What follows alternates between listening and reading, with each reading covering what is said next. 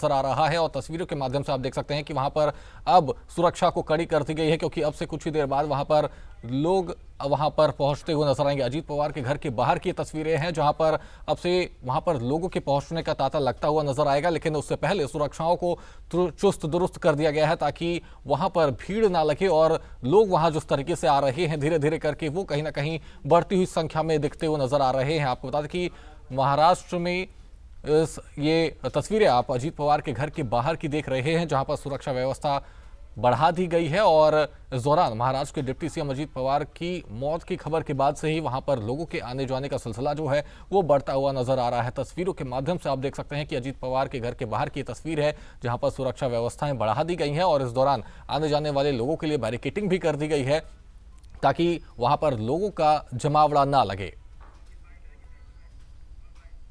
कि अजीत पवार के घर के बाहर की यह तस्वीर है, जहां पर लगातार लोगों के आने का सिलसिला बढ़ता हुआ नजर आ रहा है और हादसे में उनकी निधन के बाद ये जो सिलसिला है वो बढ़ता हुआ नजर आ रहा है। इस दौरान सुरक्षाएं बढ़ा दी गई हैं, उनके घर के बाहर बैरिकेडिंग बढ़ा दी गई है। और दोबारा विनय की तरफ रुख करते हैं। विनय, जिस तरीके से अगर बात की जाए तो इस समय एनसीपी और महायुति की राजनीति में आगे क्या कुछ देखने को मिल सकता है, क्योंकि अजीत पवार के निधन के बाद जिस तरीके से अगर बात की जाए तो सियासी गलियारों में सियासत को भी लेकर के भी कहीं ना कहीं लोग चलते हुए नजर आ रहे हैं। तो इस दौरान एनसीपी और महायुति में आगे की किस तरीके से पहल देखने को मिल सकती है?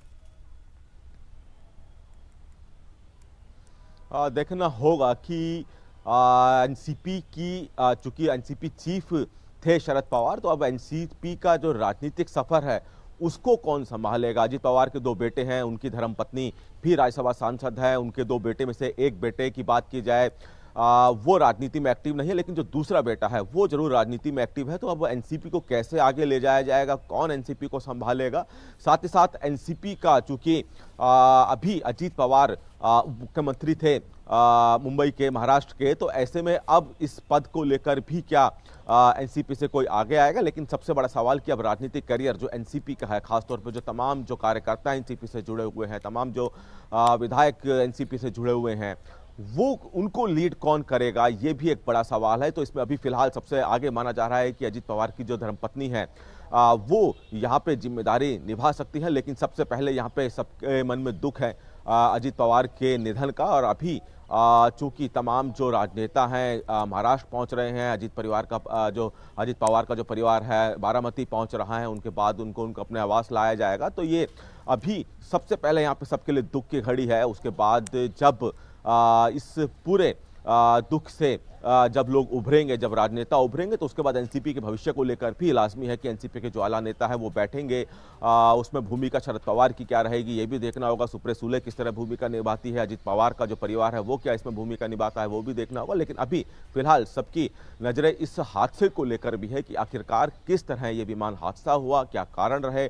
अभी तक कोई ठोस कारण सामने नहीं आया है। लैंडिंग हो रही थी जब ये विमान क्रैश हुआ, क्या तकनीकी कारण रहा या पहले से कोई कमी थी या फिर कोई चूक हुई है यहाँ पे किसी तरह की, ये भी यहाँ पे देखना होगा। तो इसलिए इस पर भी सबकी नज़र रहेगी कि आखिरकार इस विमान हादसे का मुख्य कारण क्या रहा। लैंडिंग के वक्त ये हादसा रहा है, क्या किसी तरह की रनवे में दिक्कत थी, ये तमाम सवाल हैं अभी जिनके अभी जवाब आना बाकी है। लेकिन अभी सबकी नज़रें बारामती की तरफ है, जहां पर तमाम राजनेता पहुंच रहे हैं और उसके बाद शोक संदेश भी तमाम राजनेताओं की तरफ से आने लगे हैं। जी बिल्कुल विनय, और जिस तरीके से अगर बात की जाए तो 2023 के बाद कहा जा रहा था कि अजीत पवार और शरद पवार के बीच में काफी फूट देखने को मिली थी, लेकिन कुछ समय बाद अगर बात की जाए तो ये जो फूट थी वो खत्म हो गई थी। तो क्या शरद पवार की तरफ से भी कुछ प्रतिक्रिया सामने आया, क्या उनकी तरफ से भी कुछ बयान सामने आया है?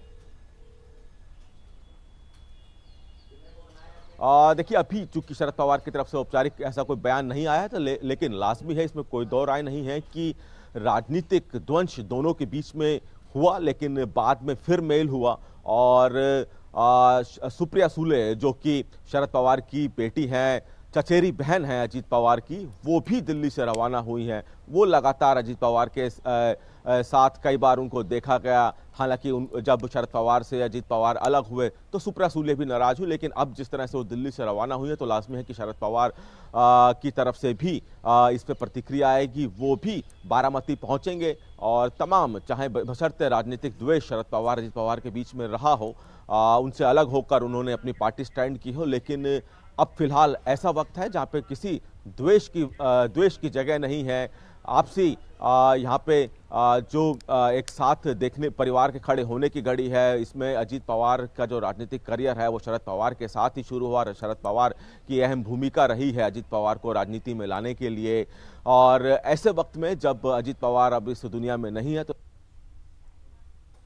अजीत पवार के परिवार के साथ खड़े होते दिखाई देंगे। जी बिल्कुल विनय, आप बने रहिए हमारे साथ। और इस बीच बड़ी खबर सामने आ रही है जहां पर बारामती के लिए रवाना हुए हैं शरद पवार। इस समय की बड़ी खबर आपसे साझा कर रहे हैं जहां पर बारामती के लिए रवाना हुए हैं अजीत पवार, और इस दौरान वे उस जगह पर जा रहे हैं जहां पर प्लेन क्रैश हुआ है। और आपको बता दें कि इस दौरान सुप्रिया सुले और पूरा परिवार शरद पवार वहां पर पवार परिवार वहां पर पहुंचता हुआ नजर आ रहा है। आपको बता दें कि ये शरद पवार वहां के लिए रवाना हो चुके हैं और बारामती के लिए रवाना हुए हैं। आपको बता दें कि उस जगह पर जा रहे हैं जहां पर प्लेन क्रैश हुआ है और बारामती के लिए रवाना हुए हैं शरद पवार। आपको बता दें कि इस दौरान पूरा परिवार जो पवार परिवार है वो वहां पर पहुंचता हुआ नजर आ रहा है। सुप्रिया सुले और पत्नी सुनेत्रा पवार भी वहां पर पहुंचती हुई नजर आ रही है। साथ ही साथ बेटा पार्थ पवार भी बारामती के लिए रवाना हो चुके हैं। ये तस्वीरें आप देख रहे हैं जहां पर बारामती के लिए रवाना हुए हैं शरद पवार, और अब से वो वहां पर अब से कुछ ही देर में वो वहां पर पहुंचते हुए नजर आएंगे। लेकिन आपको बता दें कि पूरा पवार परिवार बारामती के लिए रवाना हो चुका है और सुप्रिया सुले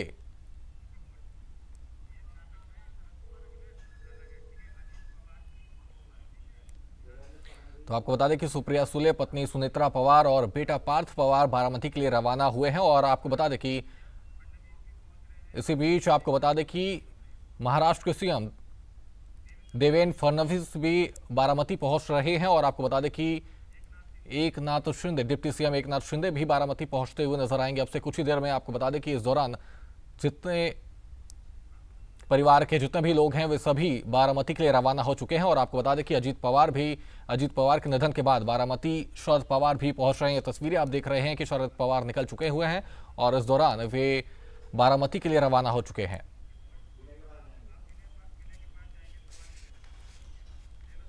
बिल्कुल, और जिस तरीके से अगर बात की जाए विनय, तो पार्टी और राजनीति में उनकी कमी को किस तरीके से पूरी की जाएगी, क्योंकि अजीत पवार के निधन के बाद पार्टी और राजनीति में उनकी जो कमी है उसको पार्टी किस तरीके से पूरी करती हुई नजर आएगी, इसको लेकर के क्या कुछ जानकारी? और देखिए, अभी हम इसी बात का जिक्र कर रहे थे, इसी बात पर चर्चा कर रहे थे कि शरद पवार जिनसे राजनीतिक द्वेष है वो भी बारामती के लिए रवाना हुए हैं, और सुप्रिया सुले जो उनकी चचेरी बहन है, शरद पवार की बेटी है, वो दिल्ली से रवाना हुई है।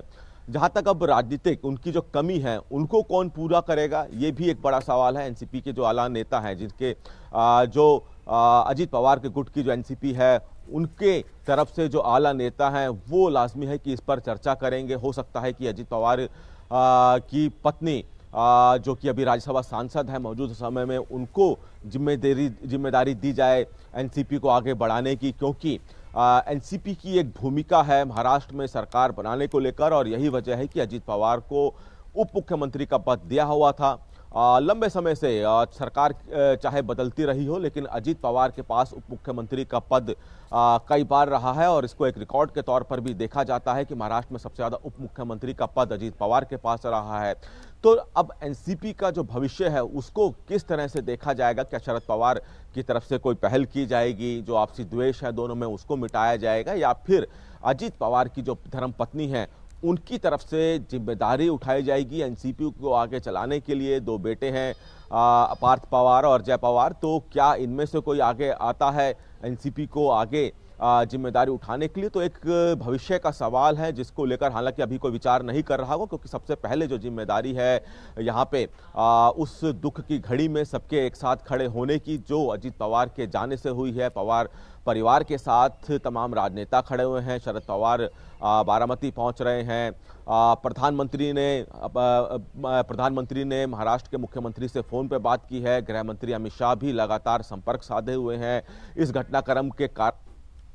तो बिल्कुल, अगर बात की जाए तो जिस तरीके से अगर बात की जाए तो हादसा कैसे हुआ है और डीजीसीए की तरफ से क्या कुछ बयान सामने आया है इसको लेकर के, क्योंकि विमान हादसे लगातार बढ़ते हुए नजर आ रहे हैं, और डीजीसीए की तरफ से क्या कुछ बयान सामने आए हैं इसको लेकर के, इस विमान हादसे को लेकर के?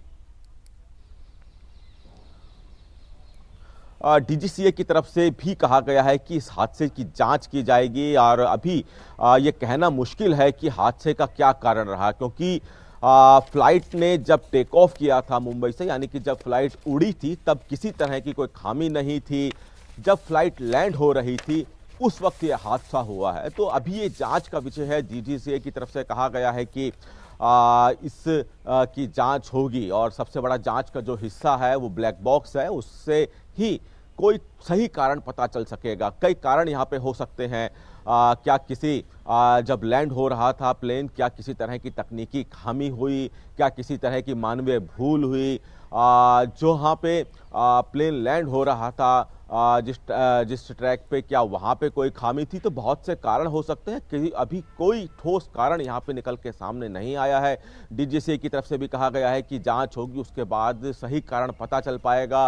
हालांकि डीजीसीए की तरफ से कहा गया है कि उस प्लेन में जितने भी लोग थे, जिसमें खुद अजीत पवार शामिल थे, उनका एक पीएसओ शामिल था, 2 क्रू मेंबर थे और एक अन्य व्यक्ति और शामिल था, सभी की मौत हो चुकी है इस दुखद हादसे में।